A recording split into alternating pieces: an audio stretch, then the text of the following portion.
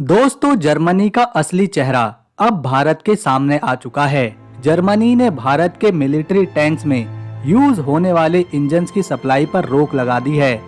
दरअसल दोस्तों, Germany world की तीसरी सबसे बड़ी इकोनॉमी होने के साथ साथ इंजन्स बनाने के मामले में बहुत ही अच्छी कंट्री मानी जाती है। इसीलिए भारत के साथ साथ अमेरिका जैसे ताकतवर देश भी जर्मनी के बनाए गए इंजन्स पर डिपेंड रहते हैं। यहाँ तक कि भारत अपनी मिलिट्री टैंक्स में लगने वाले इंजन्स जर्मनी से ही खरीदता आया है। लेकिन जर्मनी ने अपनी औकात दिखाई और भारत को आने वाले 4 सालों तक इंजन देने से ही साफ मना कर दिया। दोस्तों, जर्मनी सोच रहा था अगर वो भारत में टैंक्स के इंजन नहीं भेजेगा तो भारत उन्हें बना ही नहीं पाएगा और उनकी डिफेंस फोर्स की ताकत कम होने लग जाएगी।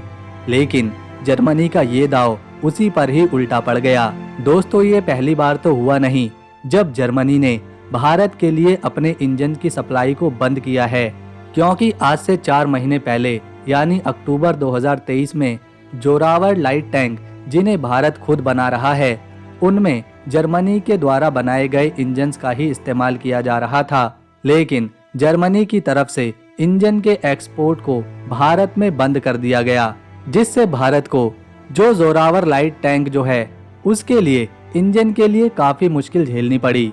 लेकिन फिर अमेरिका की एक कंपनी कमिंग्स नाम की जो है उसने भारत को टैंक्स के लिए इंजन्स देना शुरू कर दिया और भारत ने जर्मनी को उसी की भाषा में जवाब दिया, जिससे जर्मनी को भी ये एहसास हो गया कि वो भारत को चाहे इंजन्स दे या ना दे, उससे भारत को कोई फर्क नहीं पड़ने वाला।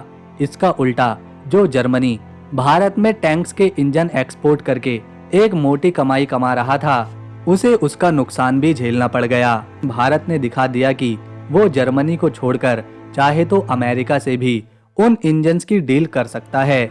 दोस्तों, इसके बाद भारत ने अर्जुन टैंक्स प्रोजेक्ट में लगभग 118 अर्जुन मार्क A1 टैंक्स बनाना शुरू कर दिया।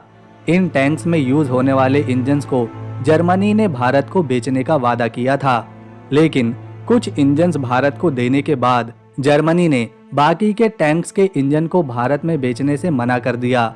जर्मनी अपनी बात से पूरी तरह से मुकर गया। दोस्तों, जर्मनी भले ही भारत को इंजन्स की सप्लाई करे या ना करे, इससे शुरुआत में तो भारत को थोड़ी दिक्कतों का सामना करना पड़ सकता है, लेकिन इससे भारत को सबसे बड़ा फायदा ये होने वाला है कि अब भारत के पास खुद के इंजन्स बनाने का मौका है। इसमें पहले से ही भारत की DRDO और L&T जैसी बड़ी बड़ी कंपनीज ने indigenous technology based engines manufacture करने की शुरुआत भी कर दी है और इन्हें खास तौर पर अर्जुन टैंक्स के लिए बनाया जाएगा। और इसी एक मौके ने भारत को टैंक्स इंजन बनाने के लिए सेल्फ डिपेंडेंट बना दिया है।